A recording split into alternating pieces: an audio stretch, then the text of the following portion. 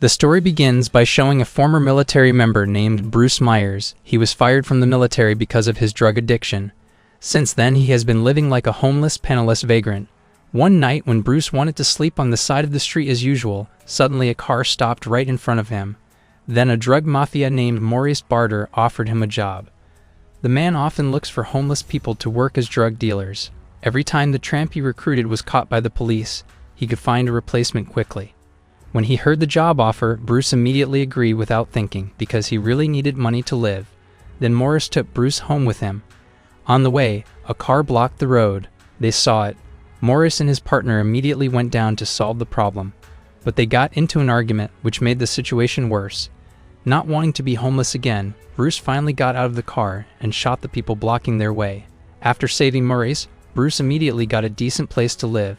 Bruce was very happy because all this time he could only sleep on the streets. But for now he can sleep properly and can watch anime on TV comfortably. Not long after, Maurice came to Bruce's room to explain the working system in his group. Before leaving, the boss gave a gift of soda and illegal powder that could make Bruce drunk.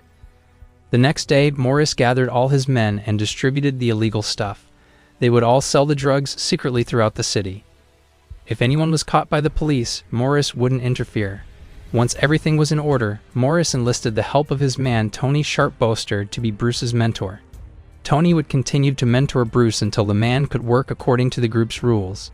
Meanwhile, Maurice didn't fully trust Bruce, so he asked his colleague Julie Robinson to monitor Bruce's movements. If anything happened, the woman would immediately report it to Maurice. On the other hand, Bruce and Tony started to spruce up their drugs so as not to look suspicious. Then they did a promotion by recording themselves and uploading it to a Facebook group of drug lovers. That way they would get a lot of customers. They also included a phone number so that customers who were out of reach could make transactions. Before long, they had their first customer. The female customer immediately bought the biggest amount of drugs. She was willing to spend all her money for the temporary pleasure. In addition, she also gave her number and asked Tony to contact her if the items she requested were available. It turns out that uploading promo videos on drug lovers' Facebook groups is a pretty powerful way and doesn't require much effort. Unexpectedly, Julie ended up meeting Tony and Bruce to monitor their activities. When he first saw Julie, it was love at first sight for Bruce. This can be seen from his enthusiasm in answering all of Julie's statements. Even the man also asked a lot of questions about her life. Seeing that Bruce had fallen into her trap, Julie immediately invited him to a garage party in her complex house. As expected, Bruce came with well-dressed. He thought Julie only invited him, but all of Maurice's men and some of his neighbors were also there. It turned out to be a regular party that was held every day. Even then, Bruce complained to himself. He thought he was the only one invited to the party. It turned out that he was just one of them. In that place, everyone used illegal stuff and partied until the morning. Apart from partying, they also held Street Fighter and made bets. The next morning, Tony and Bruce deposited their profits with Maurice. They also reported that their drugs had been sold out. Before leaving, Maurice gave Bruce an additional task.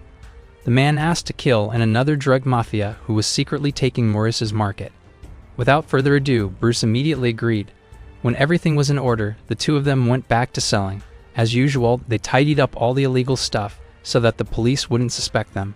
Then they started promoting the video again. A while later, a long-haired man came to buy drugs, but he had no money. Seeing that, Bruce immediately told him to leave because he didn't like to see the mentality of poor people who could only go into debt. Later that night, Bruce returned to the garage party. But this time he wasn't looking for Julie, but instead became a street fighter who was there. He was instigated by his friends who said that if he could defeat all opponents, then he would easily get Julie. Without further ado, Bruce immediately went to fight. Because Bruce was a former military member, he easily defeated his opponent who was just a punk. That night, he and his friends won a sizable bet. After the fight was over, he immediately went to the car while carrying someone who was heavily drunk. It turned out that the man was Maurice's rival, so Bruce and Tony immediately finished off the man according to the orders given. The next morning, Bruce and Julie went on a date. Bruce didn't expect to have a girlfriend like Julie in his life. He had even planned his future with her. But one thing they didn't know, that this was all just an act and fake. She didn't really love him. She was just carrying out a task given to her by Maurice. Afterwards, Bruce and Tony reported their sales to their boss. But this time, Maurice wasn't happy with the way they worked. He heard reports that the two of them were cheating.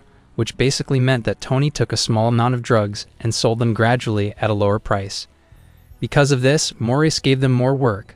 Like it or not, they both had to accept it. Otherwise, Maurice would dismiss them both.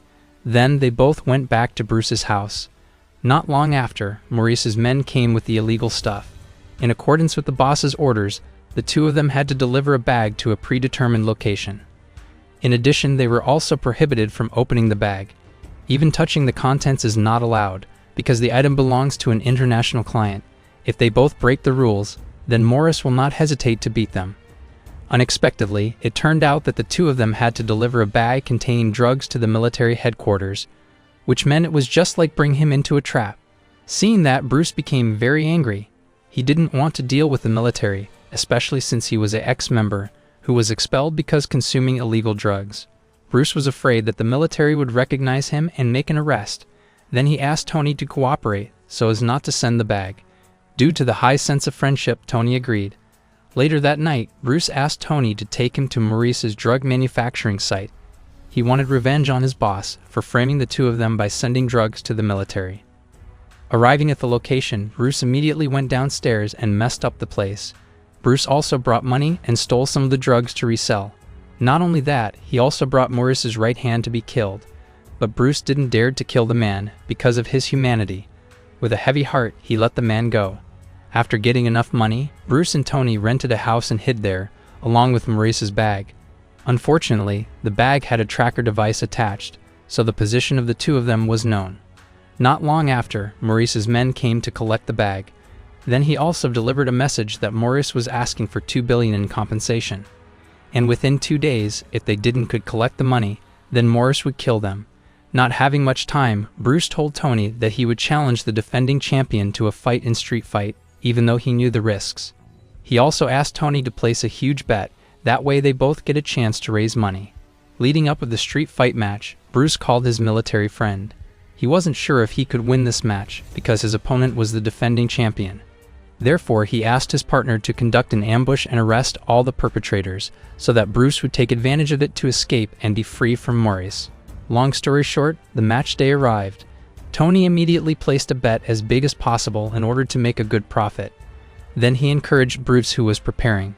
The match would be divided into 2 rounds. The round would be stopped if one of the wrestlers fell to the floor. Before the match started, Bruce drank too much illegal stuff, which made his focus distracted.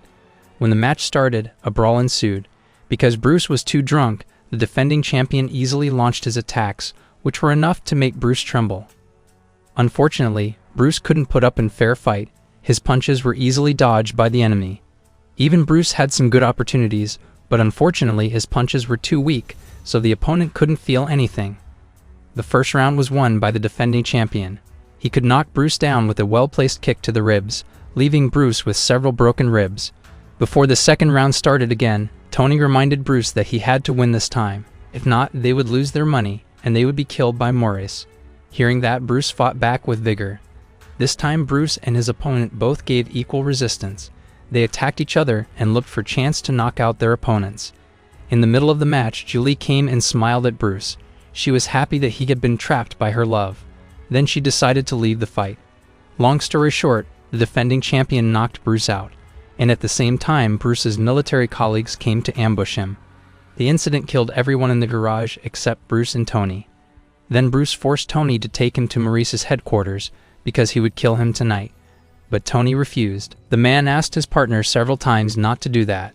Unfortunately, Bruce was blinded by revenge, and he firmly gave all the money to Tony and asked him to deliver himself. As a result, Tony obeyed Bruce's orders. On the other hand, Maurice and his men had no idea what had happened. He was busy playing cards with his men while enjoying the silence of the wood. They didn't even realize that Bruce had been stalking them from a distance. Finally, Maurice went into the tent to sleep. Not long after, Bruce entered and threatened the man. Seeing Bruce, who was pointing a gun, Maurice immediately explained what happened. But Bruce didn't want to hear any excuses. He knew that Maurice intended to kill him by ordering him to deliver drugs to the military. Without hesitation, Bruce immediately finished Maurice off. After the murder, Bruce went back to being a street punk. As usual, he went from one place to another by hitchhiking. He did that because to avoid pursuit. Deep down, Bruce never regretted what had happened. Instead, he was happy to have killed his boss. Until one day Morris's boss could catch Bruce in the middle of the wood. It turned out that Tony reported everything that had happened to Morris's boss, so that the bald man wouldn't stop chasing Bruce. After Bruce was caught, the bald man immediately lectured him, which basically meant that Bruce would be placed in southern Africa to run the drug business there. If not, the man wouldn't hesitate to kill Bruce. After that, the movie ended.